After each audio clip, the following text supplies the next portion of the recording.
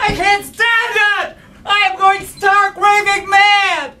I am under so much pressure. As an assistant professor, I need to get grants. I need to get them in the next year, or else I'll lose my job at Hopkins. I've written up 2. They're due this month. Now, my supervisor tells me to stop working on them and work on his grant. How can I get a grant if I can't work on my own? This is crazy. He's insane. He calls me up and says, look, I want to have a complete review of the literature about dopamine in obsessive-compulsive disorder on my desk in an hour. That's crazy. I cannot stand this. I'm going to take the neurology exam at the end of next month. I've been up all night studying. I cannot take it. I'm falling out what little hair I have. I'm so tired.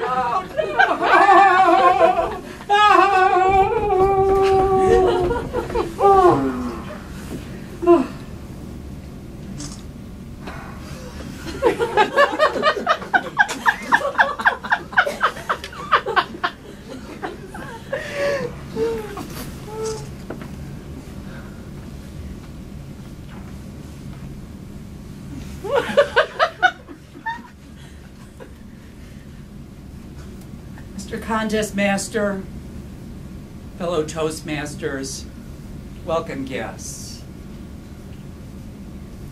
There must be a place where one can rest, where one can enjoy life. My gosh,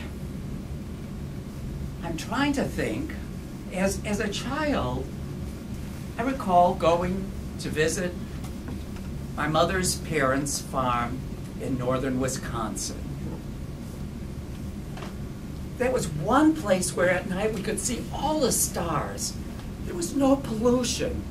What a striking scene.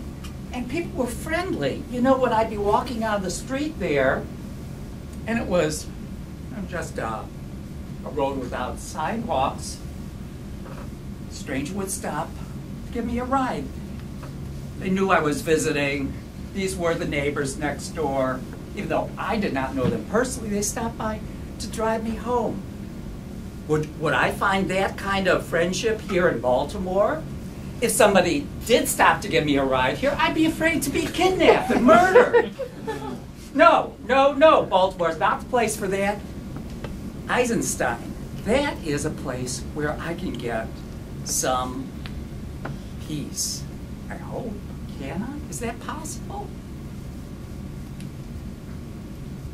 You know, my mother told me that growing up during the Depression in northern Wisconsin, she had nothing. There was no money, so people would play games with each other, and kids were friends.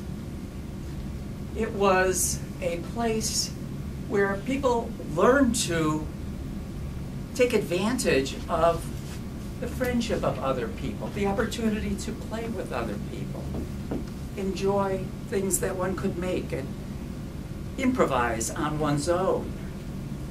Now that appeals to me. You don't have to have money, you don't have to buy a Mercedes-Benz, get the best suit.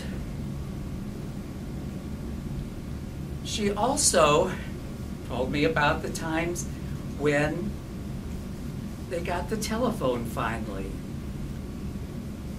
Now, at the beginning of the introduction of the telephone, there was only one line for the whole community. There was a party line. So what would happen is people would ring up the phone to the operator, and then the operator would ring a certain number of times for each of the 16 people on that line. It's a party line, so everybody shared in. And you were only supposed to pick up when your signal was called, when you got the certain number of clicks. It turned out, though, that everybody took the opportunity to listen in on everybody else's calls. And that way they knew what everybody else would be doing. So it didn't make any difference. People didn't have to tell anything to anyone else. You know, that it can be appealing. Now, would I want to live on a barn? Would I like to be there with the chickens? Quack, quack, quack. The cows, moo, moo, moo. The horses. Well, is it better than this? Is it better than being strained to the gills?